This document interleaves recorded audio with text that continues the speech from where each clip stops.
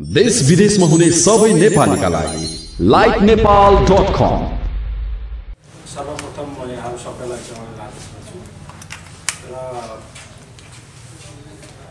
यहाँ आइसकिसकेपछि दुईजनाका थोरै कुराहरू सुन्ने चाहिँ मौका मैले पाएँ र यो अवसर दिनुहुने धमलाजीलाई पनि धेरै धन्यवाद छ।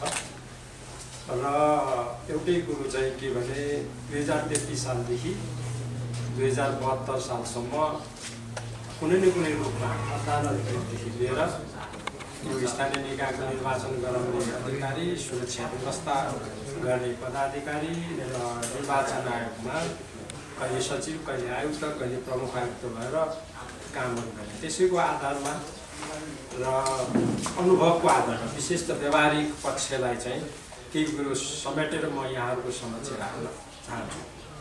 सर्वप्रथम मिति घोषणा भइसकेपछि पनि निर्वाचन हुन्छ कि हुन्न भन्ने अनौता, दुविधा, भ्रम, शङ्का थियो।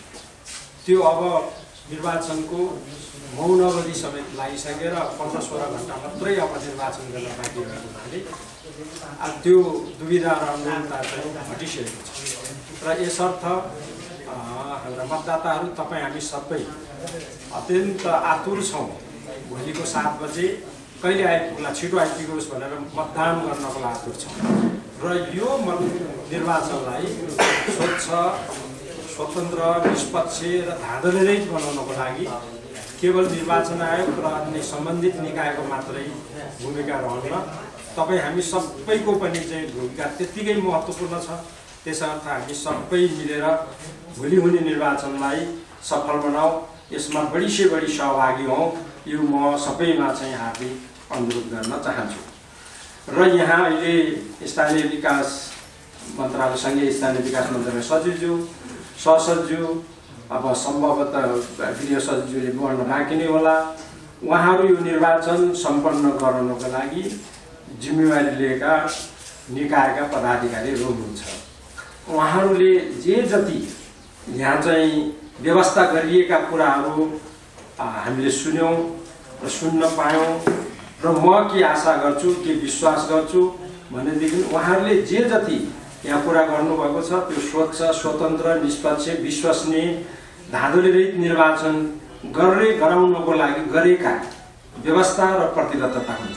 त्यो प्रतिबद्धता अनुसार फिल्डमा पनि हाम्रा दूरदराज दुर्गमहरूमा पनि ती कुराहरू चाहिँ होस् भन्ने म चाहिँ शुभकामना पनि व्यक्त गर्दछु।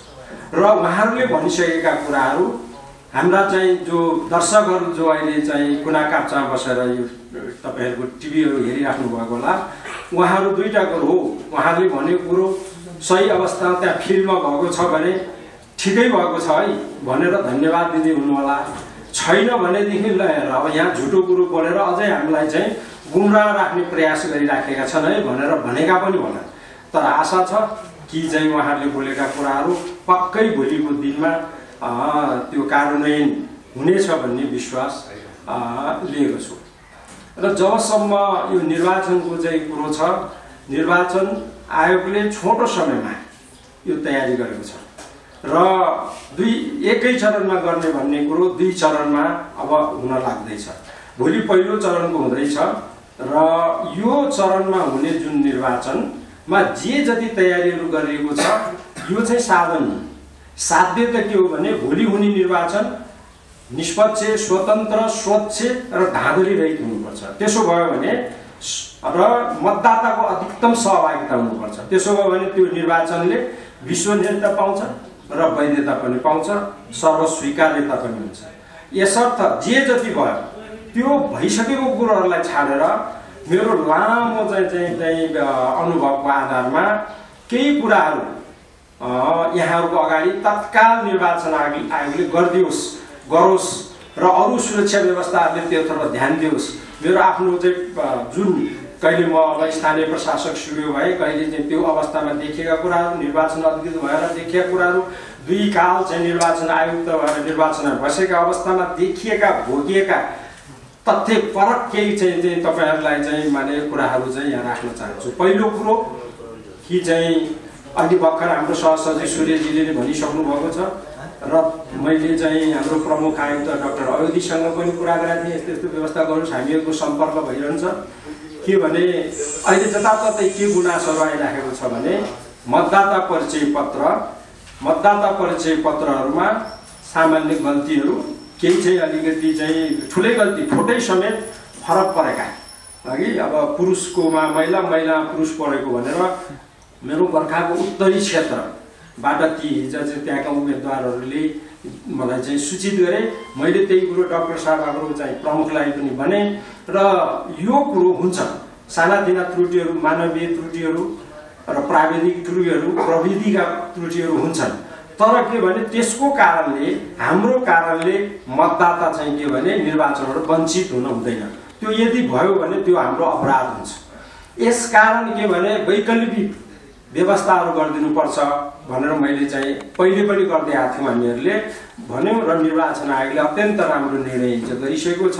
के भने त्यस्ता सानातिना गल्तीहरू भयो भने, अब परिचय पत्र चाहिँ प्राप्त भएन भने र अथवा चाहिँ त्यहाँ अब मतदाता नाम छ भने तिनीहरूलाई चाहिँ मतदान गर्ने व्यवस्था सम्बन्धी जो एउटा चाहिँ निर्देशन जारी गर्यो त्यो अत्यन्त राम्रो छ।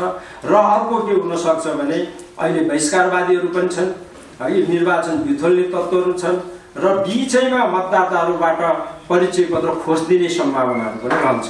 यसैले गर्दाखेरि के हाम्रो सुरक्षाका प्रमुख हाम्रो सचिवजीहरू हुनुहुन्छ, यो कुरोमा अत्यन्त ध्यान दिनुपर्छ। हामी यहाँ जे कुरा गर्छौँ फिल्डमा त्यो लागू गर्नलाई असाध्य गाह्रो हुन्छ। त्यो फिल्डमा खटिएका हाम्रा सुरक्षाकर्मी, हाम्रा कर्मचारीहरूले त्यो कार्यान्वयन गर्छ कि गर्दैन, त्यो एकदम चाहिँ मुख्य कुरो हो। यसै कारणले सानातिना कुराहरूबाट मतदान गर्नबाट हाम्रा मतदाताहरू वञ्चित हुँदा यस सम्बन्धमा सम्बन्धितले ध्यान दिनै पर्छ। र अर्को कुरो के छ भने यहाँहरूलाई चाहिँ म भन्न चाहन्छु कि कर्मचारी जो जनशक्तिहरू, हाम्रो सुरक्षा निकायहरू, पर्यवेक्षकहरू जो जति त्यहाँ खटिन्छ त्यसबाट बेला बेलामा चाहिँ धाँधलीका गन्धहरू, धाँधलीका चाहिँ विभिन्न रूपहरूमध्ये केही रूपहरू चाहिँ प्रदर्शित हुन्छन् र बुथ क्याप्चरका कुराहरू पनि चाहिँ भएका छन्। 70 मा पनि केही चाहिँ निर्वाचन क्षेत्रहरूमा 100% मतदान भएको, मतहरू खसेको स्थितिहरू पनि छ। संसारमा कहिले पनि चाहिँ 100% मतदान कहिले पनि चाहिँ हुन सक्दैन, हुँदैन है। त्यस्तै चाहिँ के भने निर्वाचन आयोग कारबाहीको प्रक्रिया चल्दै अरू चाहिँ गडबडीले गर्दाखेरि ती सबै शिथिल अवस्था पुग्यो। यसैले गर्दाखेरि के भने बुथ क्याप्चरका विभिन्न रूपहरू छन्, त्यहाँ हुने सबै मिलेर मात्रै बुथ क्याप्चर हुन सक्छ। हाम्रा कर्मचारीहरूबाट चाहिँ त्यो हुन सक्छ। त्यसै कारणले निर्वाचन आयोगको निगरानी र अनुगमनलाई चाहिँ अहिले अत्यन्तै तल माइक्रो लेभलमा, माइक्रो मोनिटरिङ लेभलमा चाहिँ